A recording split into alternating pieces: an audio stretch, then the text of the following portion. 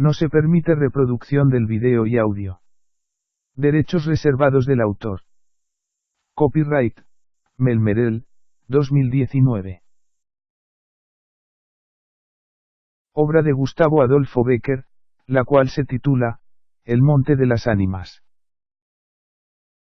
La noche de difuntos me despertó a no sé qué hora el doble de las campanas, su tañido monótono y eterno me trajo a las mientes esta tradición que oí hace poco en Soria. Intenté dormir de nuevo, imposible. Una vez aguijoneada, la imaginación es un caballo que se desboca, y al que no sirve tirarle de la rienda. Por pasar el rato me decidí a escribirla, como en efecto lo hice. Yo la oí en el mismo lugar en que acaeció, y la he escrito volviendo algunas veces la cabeza con miedo cuando sentía crujir los cristales de mi balcón, estremecidos por el aire frío de la noche. Sea de ello lo que quiera, ahí va, como el caballo de copas. Atad los perros, haced la señal con las trompas para que se reúnan los cazadores, y demos la vuelta a la ciudad. La noche se acerca, es día de todos los santos y estamos en el monte de las ánimas. Tan pronto. A ser otro día, no dejara yo de concluir con ese rebaño de lobos, que las nieves del Moncayo han arrojado de sus madrigueras, pero hoy es imposible. Dentro de poco sonará la oración en los templarios, y las ánimas de los difuntos comenzarán a tañer su campana en la capilla del monte. En esa capilla ruinosa. Va. ¿Quieres asustarme? No, hermosa prima, tú ignoras cuánto sucede en este país, porque aún no hace un año que has venido a él desde muy lejos. Refrena tu yegua, yo también pondré la mía al paso, y mientras dure el camino te contaré esa historia. Los pajes se reunieron en alegres y bulliciosos grupos, los condes de Borges y de Alcudiel montaron en sus magníficos caballos, y todos juntos siguieron a sus hijos Beatriz y Alonso, que precedían la comitiva a bastante distancia. Mientras duraba el camino, Alonso narró en estos términos la prometida historia. Ese monte que hoy llaman de las ánimas, pertenecía a los templarios, cuyo convento ves allí, a la margen del río. Los templarios eran guerreros y religiosos a la vez. Conquistada Soria a los árabes, el rey los hizo venir de lejanas tierras para defender la ciudad por la parte del puente, haciendo en ello notable agravio a sus nobles de Castilla, que así hubieran solo sabido defenderla como solos la conquistaron. Entre los caballeros de la nueva y poderosa orden, y los hidalgos de la ciudad fermentó por algunos años, y estalló al fin, un odio profundo. Los primeros tenían acotado ese monte, donde reservaban caza abundante para satisfacer sus necesidades, y contribuir a sus placeres, los segundos determinaron organizar una gran batida en el coto, a pesar de las severas prohibiciones de los clérigos con espuelas, como llamaban a sus enemigos. Cundió la voz del reto, y nada fue parte a detener a los unos en su manía de cazar, y a los otros en su empeño de estorbarlo. La proyectada expedición se llevó a cabo.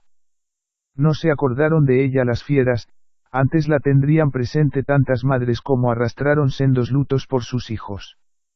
Aquello no fue una cacería, fue una batalla espantosa, el monte quedó sembrado de cadáveres, los lobos a quienes se quiso exterminar, tuvieron un sangriento festín.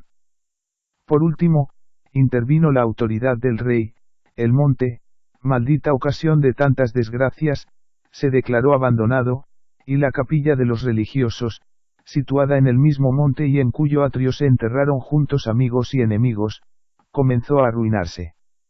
Desde entonces dicen que cuando llega la noche de difuntos, se oye doblar sola la campana de la capilla, y que las ánimas de los muertos, envueltas en jirones de sus sudarios, corren como en una cacería fantástica por entre las breñas y los zarzales.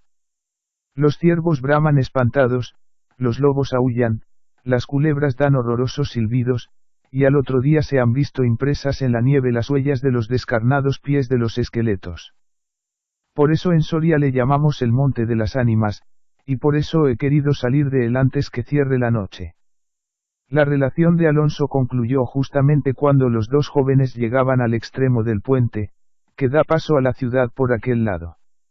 Allí esperaron al resto de la comitiva, la cual, después de incorporárseles los dos jinetes, se perdió por entre las estrechas y oscuras calles de Soria. Los servidores acababan de levantar los manteles, la alta chimenea gótica del Palacio de los Condes de Alcudiel despedía un vivo resplandor, iluminando algunos grupos de damas y caballeros, que alrededor de la lumbre conversaban familiarmente, y el viento azotaba los emplomados vidrios de las ojivas del salón. Solas dos personas parecían ajenas a la conversación general, Beatriz y Alonso. Beatriz seguía con los ojos, absorta en un vago pensamiento, los caprichos de la llama. Alonso miraba el reflejo de la hoguera chispear en las azules pupilas de Beatriz. Ambos guardaban hacía rato un profundo silencio. Las dueñas referían, a propósito de la noche de difuntos, cuentos tenebrosos en que los espectros, y los aparecidos representaban el principal papel, y las campanas de las iglesias de Soria doblaban a lo lejos con un tañido monótono y triste. «Hermosa prima», exclamó al fin Alonso, rompiendo el largo silencio en que se encontraban, «pronto vamos a separarnos tal vez para siempre, las áridas llanuras de Castilla, sus costumbres toscas y guerreras, sus hábitos sencillos, y patriarcales sé que no te gustan, te he oído suspirar varias veces, acaso por algún galán de tu lejano señorío». Beatriz hizo un gesto de fría indiferencia, todo un carácter de mujer, se reveló en aquella desdeñosa contracción de sus delgados labios. Tal vez por la pompa de la corte francesa, donde hasta aquí has vivido, se apresuró a añadir el joven. De un modo o de otro, presiento que no tardaré en perderte. Al separarnos, quisiera que llevases una memoria mía. ¿Te acuerdas cuando fuimos al templo a dar gracias a Dios por haberte devuelto la salud, que viniste a buscar a esta tierra? El joyel que sujetaba la pluma de mi gorra, cautivó tu atención. Qué hermoso estaría sujetando un velo sobre tu oscura cabellera. Ya aprendido el de una desposada, mi padre se lo regaló a la que me dio el ser, y ella lo llevó al altar. ¿Lo quieres? No sé en el tuyo, contestó la hermosa, pero en mi país una prenda recibida compromete una voluntad. Solo en un día de ceremonia debe aceptarse un presente de manos de un deudo, que aún puede ir a Roma sin volver con las manos vacías. El acento helado con que Beatriz pronunció estas palabras, turbó un momento al joven, que después de serenarse, dijo con tristeza. Lo sé prima, pero hoy se celebran todos los santos, y el tuyo ante todos, hoy es día de ceremonias y presentes. ¿Quieres aceptar el mío? Beatriz se mordió ligeramente los labios, y extendió la mano para tomar la joya, sin añadir una palabra. Los dos jóvenes volvieron a quedarse en silencio, y volvióse a oír la cascada voz de las viejas que hablaban de brujas y de trasgos, y el zumbido del aire que hacía crujir los vidrios de las ojivas, y el triste monótono doblar de las campanas. Al cabo de algunos minutos, el interrumpido diálogo tornó a anudarse de este modo. Y antes de que concluya el día de todos los santos, en que así como el tuyo se celebra el mío, y puedes, sin atar tu voluntad, dejarme un recuerdo, no lo harás. Dijo él clavando una mirada en la de su prima, que brilló como un relámpago, iluminada por un pensamiento diabólico. ¿Por qué no? Exclamó ésta llevándose la mano al hombro derecho, como para buscar alguna cosa entre las pliegues de su ancha manga de terciopelo bordado de oro. Después, con una infantil expresión de sentimiento, añadió. ¿Te acuerdas de la banda azul que llevé hoy a la cacería, y que por no sé qué emblema de su color, me dijiste que era la divisa de tu alma? Sí. Pues. Se ha perdido. Se ha perdido, y pensaba dejártela como un recuerdo. ¿Se ha perdido? ¿Y dónde? Preguntó Alonso incorporándose de su asiento y con una indescriptible expresión de temor y esperanza. No sé. ¿En el monte acaso? En el monte de las ánimas, murmuró palideciendo, y dejándose caer sobre el sitial, en el monte de las ánimas. Luego prosiguió con voz entrecortada y sorda.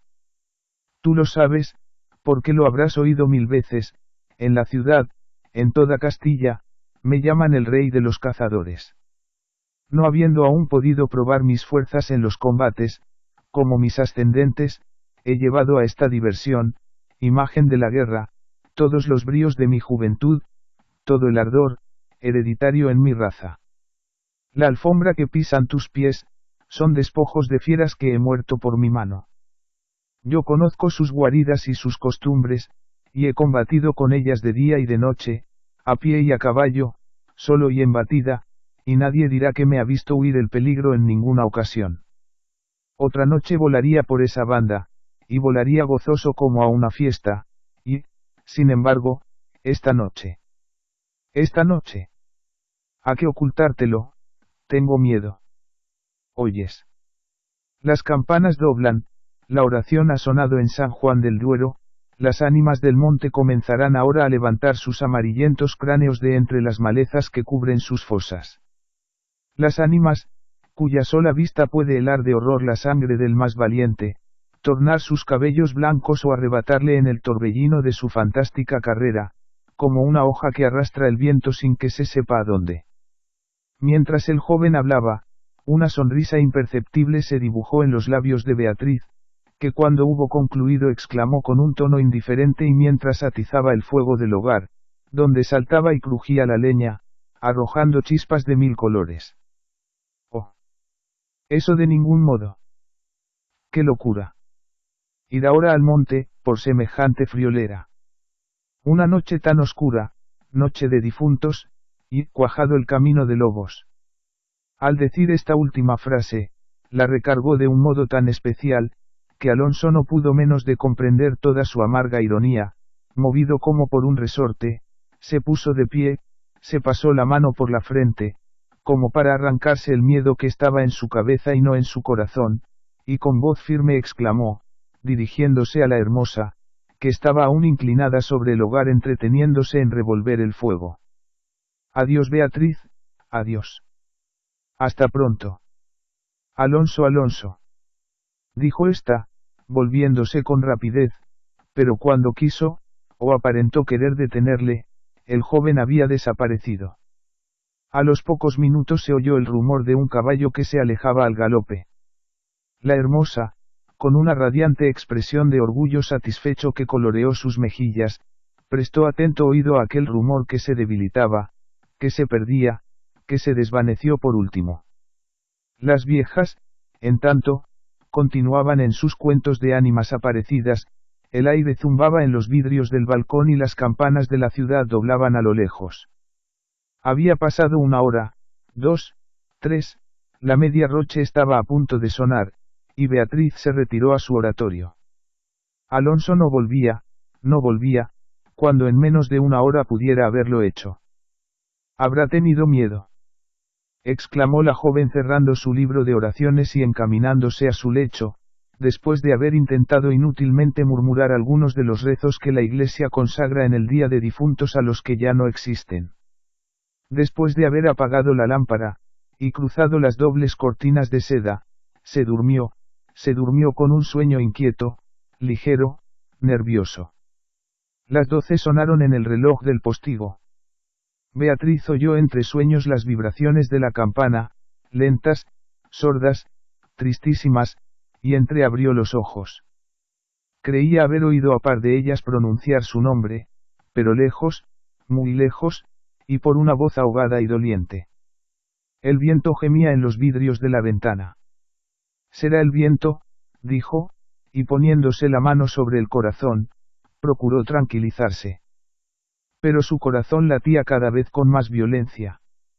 Las puertas de alerce del oratorio habían crujido sobre sus goznes, con un chirrido agudo prolongado y estridente. Primero unas y luego las otras más cercanas, todas las puertas que daban paso a su habitación iban sonando por su orden, estas con un ruido sordo y grave, aquellas con un lamento largo y crispador. Después silencio, un silencio lleno de rumores extraños, el silencio de la medianoche, con un murmullo monótono de agua distante, lejanos ladridos de perros, voces confusas, palabras ininteligibles, ecos de pasos que van y vienen, crujir de ropas que se arrastran, suspiros que se ahogan, respiraciones fatigosas que casi se sienten, estremecimientos involuntarios que anuncian la presencia de algo que no se ve, y cuya aproximación se nota no obstante en la oscuridad. Beatriz, inmóvil, temblorosa, adelantó la cabeza fuera de las cortinillas y escuchó un momento. Oía mil ruidos diversos, se pasaba la mano por la frente, tornaba a escuchar, nada, silencio. Veía, con esa fosforescencia de la pupila en las crisis nerviosas, como bultos que se movían en todas direcciones, y cuando dilatándolas las fijaba en un punto, nada, oscuridad, las sombras impenetrables. «Bah», exclamó, volviendo a recostar su hermosa cabeza sobre la almohada de raso azul del lecho. «Soy yo tan miedosa como esas pobres gentes, cuyo corazón palpita de terror bajo una armadura, al oír una conseja de aparecidos». Y cerrando los ojos intentó dormir, pero en vano había hecho un esfuerzo sobre sí misma. Pronto volvió a incorporarse más pálida, más inquieta, más aterrada. Ya no era una ilusión, las colgaduras de brocado de la puerta habían rozado al separarse, y unas pisadas lentas sonaban sobre la alfombra. El rumor de aquellas pisadas era sordo, casi imperceptible, pero continuado, y a su compás se oía crujir una cosa como madera o hueso. Y se acercaban, y se movió el reclinatorio que estaba a la orilla de su lecho. Beatriz lanzó un grito agudo, y arrebujándose en la ropa que la cubría, escondió la cabeza y contuvo el aliento. El aire azotaba los vidrios del balcón, el agua de la fuente lejana caía y caía con un rumor eterno y monótono, los ladridos de los perros se dilataban en las ráfagas del aire, y las campanas de la ciudad de Soria, unas cerca, otras distantes, doblan tristemente por las ánimas de los difuntos. Así pasó una hora, dos, la noche, un siglo, porque la noche aquella pareció eterna a Beatriz. Al fin despuntó la aurora, vuelta de su temor, entreabrió los ojos a los primeros rayos de la luz.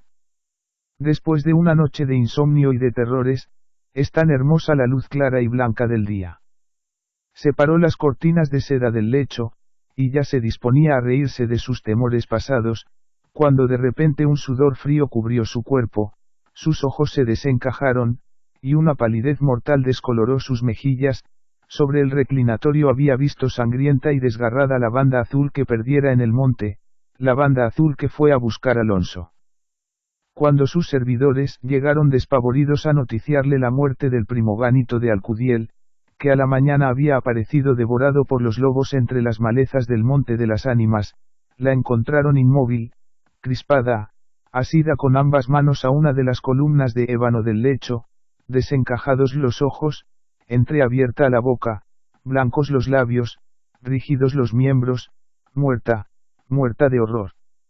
Dicen que después de acaecido este suceso, un cazador extraviado que pasó la noche de difuntos sin poder salir del Monte de las Ánimas, y que al otro día, antes de morir, pudo contar lo que viera, refirió cosas horribles.